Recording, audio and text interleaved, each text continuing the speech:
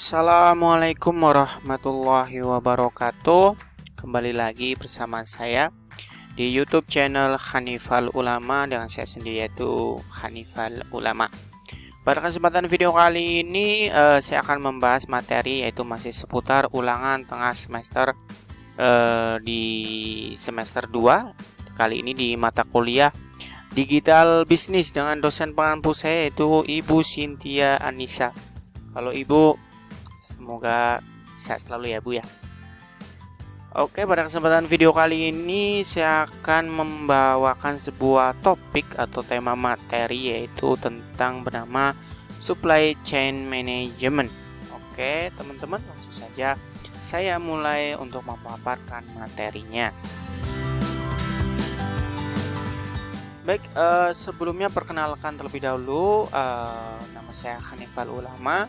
NIM saya sebagai berikut. Saya berasal dari Prodi Manajemen Regular Plus, tentunya dari Fakultas Ekonomi dan Bisnis, dan berkuliah di Universitas Pancasakti Bekasi. Oke teman-teman, lanjut ke topik materi. Di sini sudah saya berikan bagian alur dari materi yang akan saya sampaikan, yaitu atau poin-poin penting dalam supply chain management. Yang pertama ada nanti pengertian, lalu ada namanya manajemen rantai pasokan, lalu teknologi yang mendukung supply chain management, lalu pelaksanaan dari supply chain management itu sendiri, lalu peta yang 5 adanya keterkaitan antara manajemen rantai pasok dengan strategi bisnis, lalu yang keempat akan saya buat sebuah kesimpulan. Sebelumnya kita ke pengertian terlebih dahulu apa itu supply chain management. Supply chain management merupakan fondasi yang mendukung pemenuhan kebutuhan konsumen yang dilakukan oleh bisnis manufaktur, retail, dan grosir. Dengan kata lain, sistem SCM adalah faktor penentu kesuksesan dari bisnis-bisnis tersebut.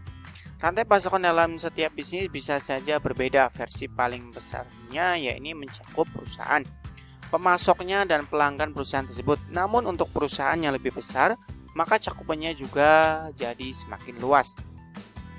Lalu apa tujuan dari supply chain management? Tujuannya itu dari supply chain management adalah untuk mengelola dan mengkoordinasi supply dan demand secara efektif. Lalu masalah-masalah apa yang muncul di dalam supply chain management itu sendiri? Adanya pengadaan barang dan pengelolaan supplier, lalu masalah manajemen hubungan dengan pelanggan atau klien, lalu masalah menentukan level outsourcing. Dengan mengatasi masalah-masalah tersebut, perusahaan harus menghasilkan produk-produk yang berkualitas, murah, memiliki berbagai varian yang menarik dan diproduksi tepat pada waktunya.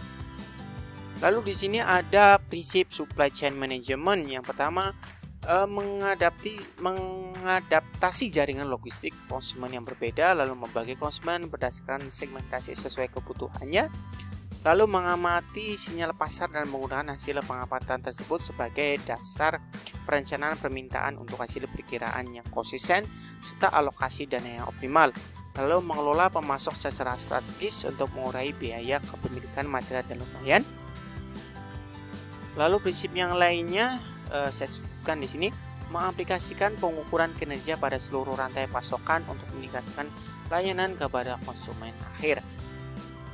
Lalu setelah tadi saya menyebutkan manajemen rantai pasok. Manajemen rantai pasok itu apa sih? Manajemen rantai pasokan ini sebenarnya adalah sebuah proses yang terpadu dan jelas.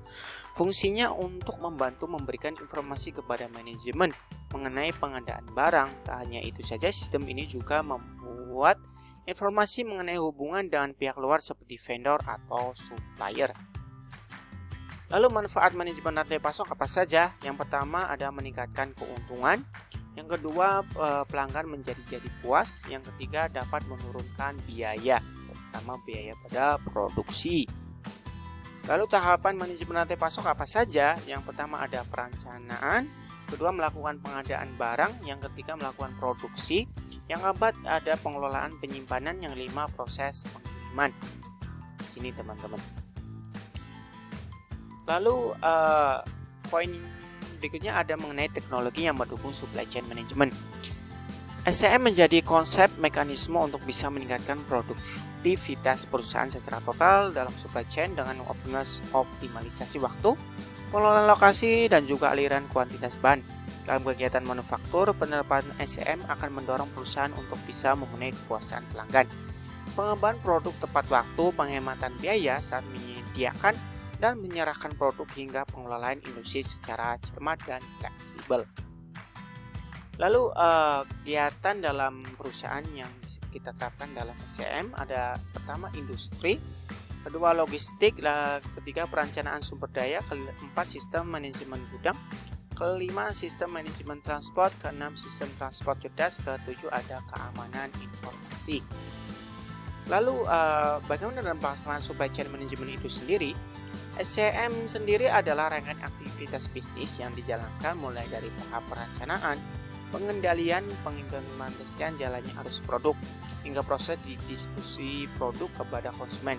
Dan bantuan sistem informasi ini diharapkan dapat membantu dalam mengoptimalkan sumber daya dan biaya yang dikeluarkan oleh perusahaan supaya lebih optimal dan efisien. SCM sendiri termasuk ke dalam usaha yang luas dan kompleks, tergantung kepada produsen, mitra, dan pemasok. Lalu tahapan dari rantai pasok itu apa saja? Yang pertama ada customer atau pelanggan, lalu melakukan planning atau perencanaan, lalu ada purchasing atau terjadinya sebuah transaksi, lalu dari transaksi lalu ada inventory, kita menyiapkan bahan baku, lalu ada produksi, mengelola bahan belum jadi menjadi bahan jadi, lalu tahap yang terakhir adalah delivery, melakukan pengiriman dari bahan yang sudah jadi. Lalu strategi apa yang bisa kita gunakan untuk supply chain management? Pertama, kita harus membangun hubungan baik dengan pemasok bahan baku. Tidak hanya pelanggan saja, pemasok juga termasuk ke dalam mata rantai dalam pengolahan manajemen supply chain. Dan adanya hubungan yang baik dengan mitra maka dapat memperbesar peluang untuk mendapatkan keuntungan dan mitra bisnis yang lain. Kedua adalah dengan meningkatkan pelayanan terhadap kepuasan pelanggan atau customer. Apabila customer merasa puas dengan pelayanan yang kita tawarkan, maka pelanggan tersebut dapat melakukan pemesanan ulang kepada perusahaan kita. Lalu apa perbedaan logistik dengan SCM? Jelas sangat berbeda. Mungkin sebagian orang kedua istilah ini dianggap memiliki pengertian yang sama, namun sebenarnya sangat berbeda.